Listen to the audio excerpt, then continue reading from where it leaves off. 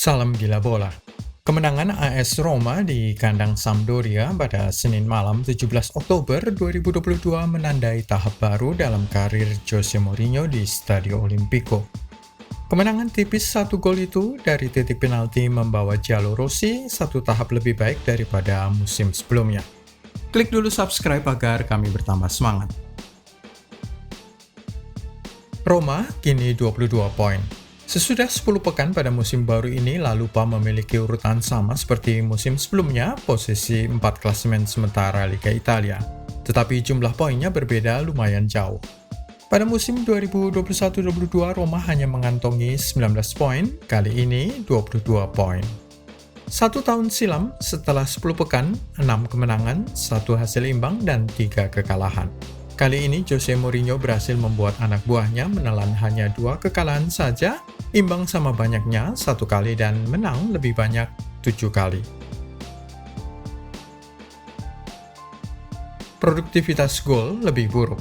Apa yang secara mencolok terlihat berbeda adalah soal produktivitas gol Roma. Jika 1 tahun lalu setelah 10 pertandingan Roma mencatatkan 18 gol dan kemasukan 10 gol, maka kali ini Serigala Roma hanya berhasil mencatatkan 13 gol saja, 6 lebih sedikit dan kebobolan 9 gol. Padahal tahun lalu pada musim 2021-22 Giallorossi hanya menang 6 kali, sementara kali ini menang 7 kali tetapi golnya lebih sedikit. Itu berarti rata-rata 3 gol per pertandingan pada musim sebelumnya, dan kali ini rata-rata hanya 1,8 gol memasukkan per laga. Jelas sekali bahwa ada masalah di lini depan Roma. Anak emas Mourinho berganti.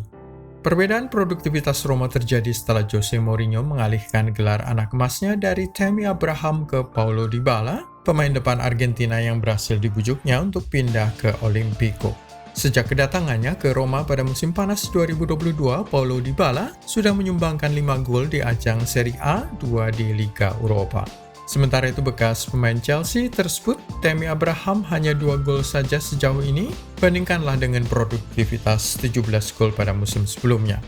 Menit permainan sebenarnya hampir sama, Dybala dan Tammy sama-sama turun 10 kali sebagai starter di semua kompetisi.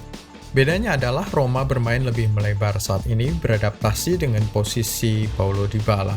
Sebagai akibatnya sudah jarang ada umpan terobosan ke tengah yang pada musim 2021-22 menjadi kesukaan Tammy Abraham, berlari di belakang pemain lawan sembari mengejar bola-bola terobosan dari rekannya.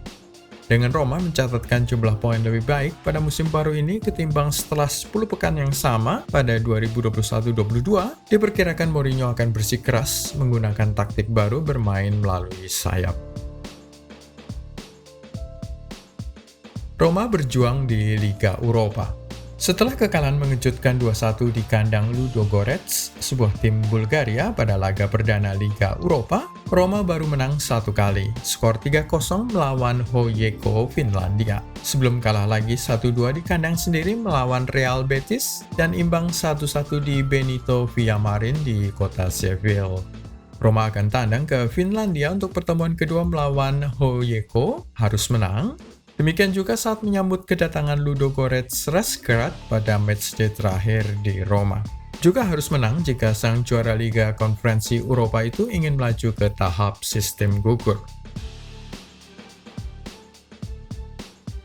Mourinho reuni dengan Stankovic. Ada pemandangan penuh makna pada kemenangan 0-1 Roma di kandang Sampdoria. Mourinho datang untuk menyalami pelatih anyar Sampdoria Dejan Stankovic. Anda yang lahir sesudah tahun 2010 pasti kenal dengan pemain ini. Salah satu pemain andalan Mourinho di Inter Milan ketika mereka merebut treble 3 gelar sekaligus dalam satu musim pada 2010. Rekor yang belum bisa diulangi oleh tim Serie A manapun.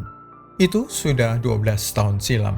Jika pada tahun 2010 rambut Mourinho masih hitam, kini sudah putih seluruhnya. Stankovic mengambil alih kursi panas Sampdoria usai pemecatan pelatih sebelumnya Marco Giampaolo dengan klub berada di dasar klasemen. Pada 6 Oktober 2022 dia diberi jabatan sebagai pelatih Sampdoria.